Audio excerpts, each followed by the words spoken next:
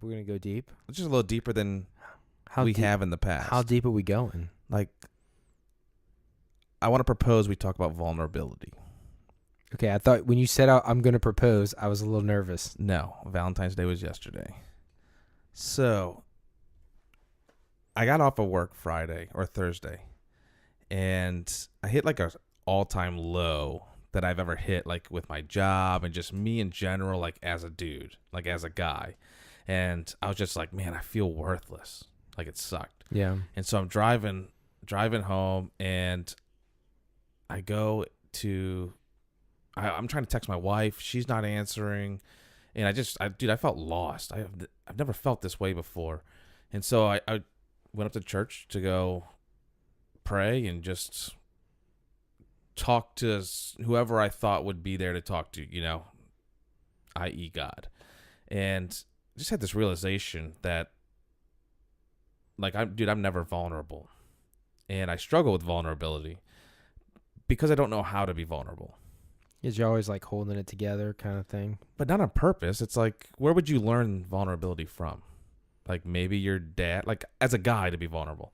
Like I've been vulnerable with my wife before, The first time you ever have sex is such a vulnerable, time. Like guys can be vulnerable, but it doesn't mean that guys know how to be vulnerable. You know what I mean? Right. And so I had this epiphany about vulnerability, and I just wanted to propose a question to you on how do you think a guy can show vulnerability, and not just to your wife, because that's one thing my wife always. My wife's not a nagger at all. Like she doesn't nag me about much. But if I would say she nagged me about stuff within our relationship, it would be for this intimacy and for me to be more vulnerable. And I had that epiphany of like, I don't even know how to be vulnerable. I don't even know what it is. So my question to you, Matt, is how, as a guy, can you be vulnerable in general? I'm putting you on a spot now, guys. I want you to know, like, I told Matt that I wanted to have this like little dude talk, and I told him I'm not telling you what we're talking about. He was not vulnerable with me about what the topic was. I was not vulnerable. So Not this could be very good. We could cut this out, or you could be totally profound right now. Go.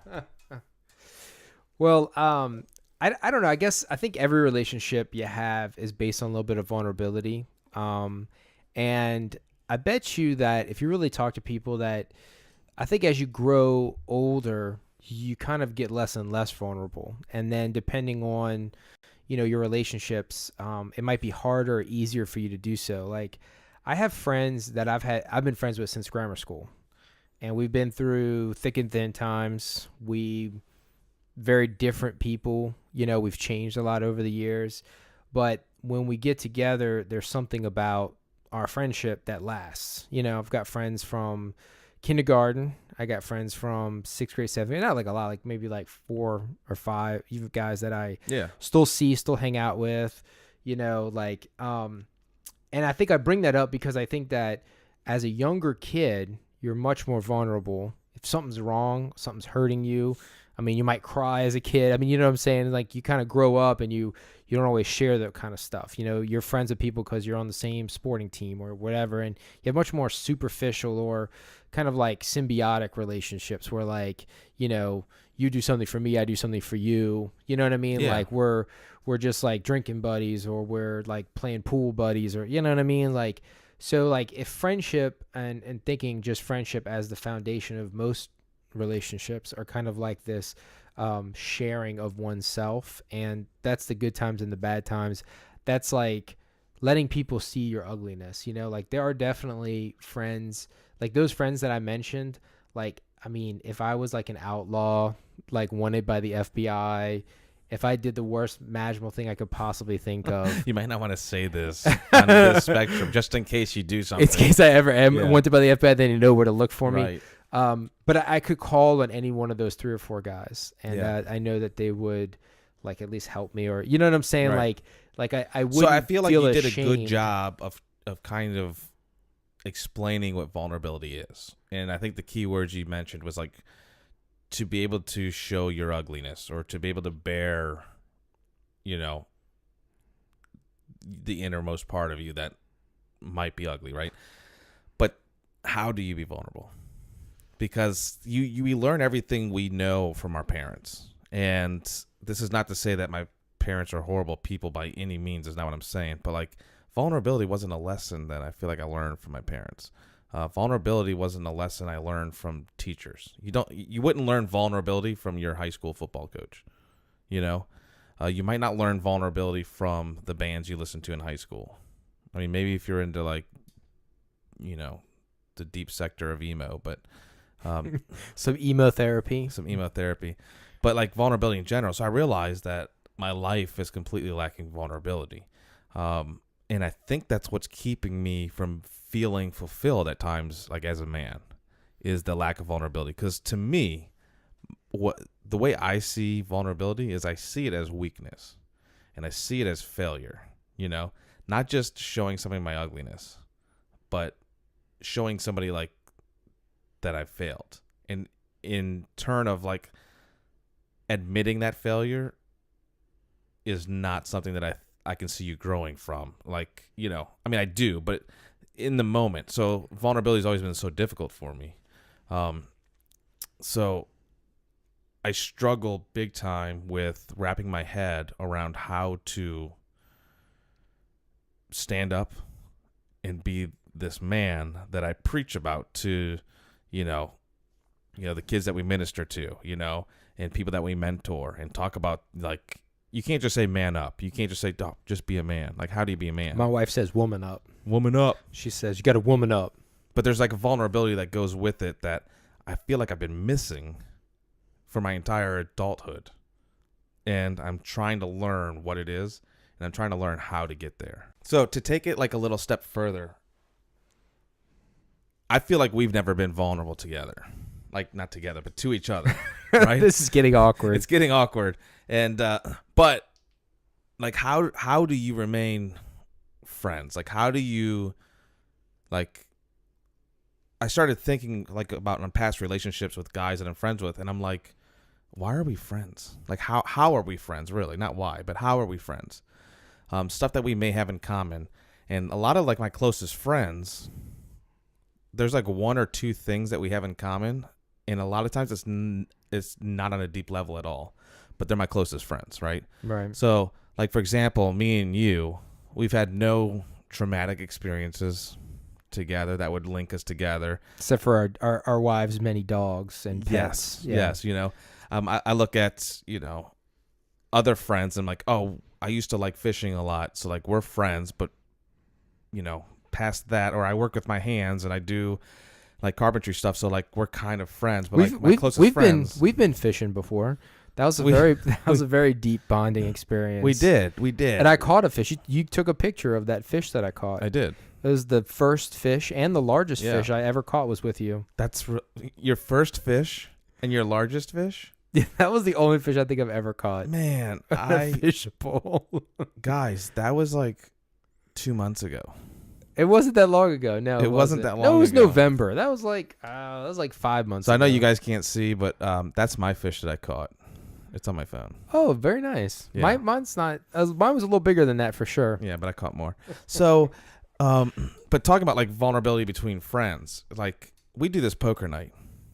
Yeah, poker night's pretty right? cool. And it is. It's a good chance for us to kind of get out and, you know, kind of be free, free from the kids or free from the wives, and just be dudes, right? But dude, there's no vulnerability there.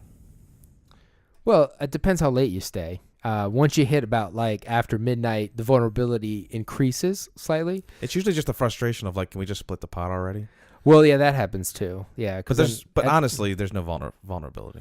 Well, it just depends on, I don't know. I do think that like there are ways that things like a poker night where you have like a bunch of guys get together that hang out, that can like spark the sort of friendship. Because, you know, when you're married and you have a career and you have kids or any combination therein, you just your life just gets away from you. Like, you know what I'm saying? Like when you used to think you were busy in high school and college, and you realize you weren't even remotely busy, and then life takes over, and like a decade later you're like, where are my friends? You know, like, Yeah, I true. mean, it's hard to maintain those relationships. And so I do think that there are times where, like, I mean, I know guys do that. They'll join like bowling leagues or go to trivia nights, or I don't know, do something where they like get together with other people. But you're right, it can lack that vulnerability. You know what I mean? And Yeah. I mean, I don't know exactly how you get it, how you get past that on like a general level. You know what I mean? But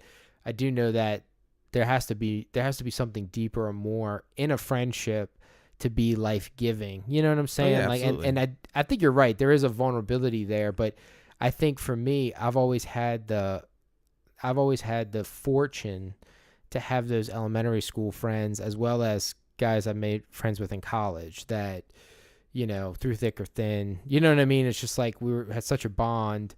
I went to a very small school. We all lived in the same dorm together. We went to the same classes. I mean, we didn't have a lot of cars or money, so we just spent all time, doing Together. together. And I think for me, I've always noticed that is something that is probably one of the greatest gifts I've ever had. Is just that I've always had that, and I'll probably always have it, because there's so many different people that I've had that connection to.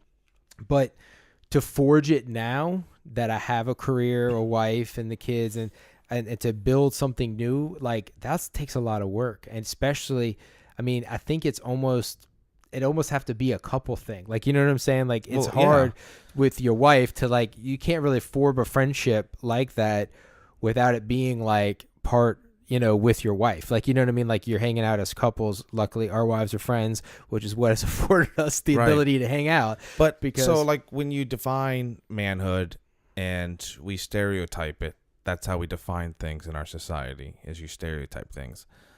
And if you're a real PC, you like anti-stereotype stuff to describe stuff. But when a guy is described, or how to be a man is described, vulnerability is never there.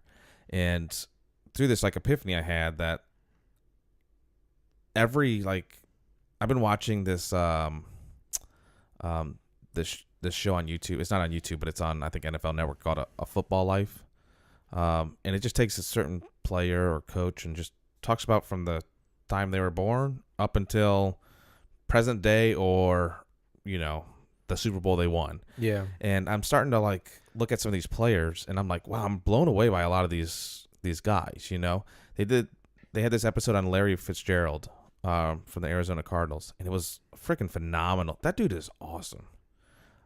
You seriously need to go check it out. Like, he travels the world and he does all this stuff, but every player that I've seen that has blown me away, because like they did one with Tio and they did one with Ocho Cinco, and they didn't blow me away. I kind of felt like their interviews were kind of fake. yeah. But these other players, that ones that like Barry Sanders and Larry Fitzgerald and stuff like that, I was literally like, there's so much vulnerability in them, and they seem the most manly of the ones I've seen so far. Yeah. So like, how do we garner, like, how do we grasp that when we're so afraid of it? Like, we don't show vulnerability. I barely show it with my own wife. I mean, I don't know how you are with your wife, but like with my wife, I struggle big time with being vulnerable with her, and I'm supposed to be the man of the relationship, and I can't even show that.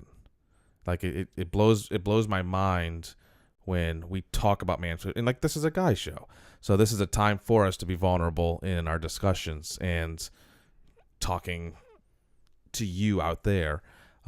So any suggestions you guys have on how to be vulnerable, where it comes from, what vulnerability is to you, would be awesome. But again, this wasn't to have an answer.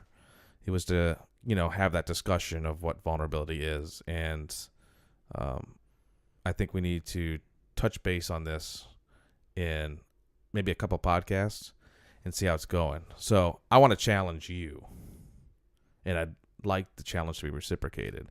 But I want to challenge you to come up with, and we'll do this like in a 5-pack podcast from now or something like that. I want you to come up with like 5 ways that you haven't been before, that you decided you'll be vulnerable, like in a manly way. which means because the only way you can learn something is by practice. And Right. since we have trouble seeing it because we don't really see manly vulnerability, we see this fake manhood. How do you show it, and like how do you learn it, and how do you practice it? So 5 ways, Matt, I challenge you. Do you accept my challenge? I accept, and I challenge you to 50 ways. No, I'm joking. You jerk. It's like the ice bucket challenge, you know? It is. Now I have to go dunk ice on my head, which is actually way easier than trying to be vulnerable with someone. Because if your vulnerability, which in most people, I'm sure lots of people have had the experience where that vulnerability is used against you, that vulnerability is like thrown back in your face. Like, you know what I mean? Like, and so you learn to guard yourself. Well, you have to guard your You heart. know, You I got to mean- guard you. Yeah. Yeah, because I mean, I'm sure you've met people that don't guard their heart, like don't guard anything about themselves, and they're just like, They vomit their entire lives onto people. that's a good way of putting it. Yeah, It's disgusting. They life vomit, and so and you feel bad for them because that's what they're looking for. They're so in need of reciprocating this sort of vulnerability to learn how to like deal with it, that they just become like, you know, open books, and they don't like, you know, discern who to tell what to when, and is this a really good time to bring up, you know, your drama, you know? Yeah. So, but anyway, but yeah, so I mean, I think it's definitely something that you have to work at, even with your best friend or your wife, you know, like you have to work on ways to like intentionally be vulnerable, because if not, you're going to end up just, you know. Yeah. I've been watching the Crown. I don't know if you ever seen that show. Yeah. We watched. My wife loves it, and I watched a couple episodes with her. Yeah, my wife likes it too, and I watched some of it. But it was kind of like the way that they portray, you know, like political relationships, that there's a way of having to like get to know one another. Yeah. You know what I mean? Like in the marriage, which is true in most marriages. I mean, you're really getting to know each other even well beyond the marriage. You know what I mean? You're just starting to like learn. But that's how it happens, is vulnerability. And if you get in a situation where you haven't been vulnerable for a long time, you just feel so distant, you know? I remember this priest told me one time, which was really like mind-boggling to me, but I was asking him like if he ever got lonely not having a wife, you know, and he said, yeah, he goes, I get lonely sometimes. He goes, I think it'd be more terrifying to be lonely and sleeping next to someone than lonely and sleeping by yourself. Well, I can speak that it sucks when you feel lonely and I'm sleeping next to my wife.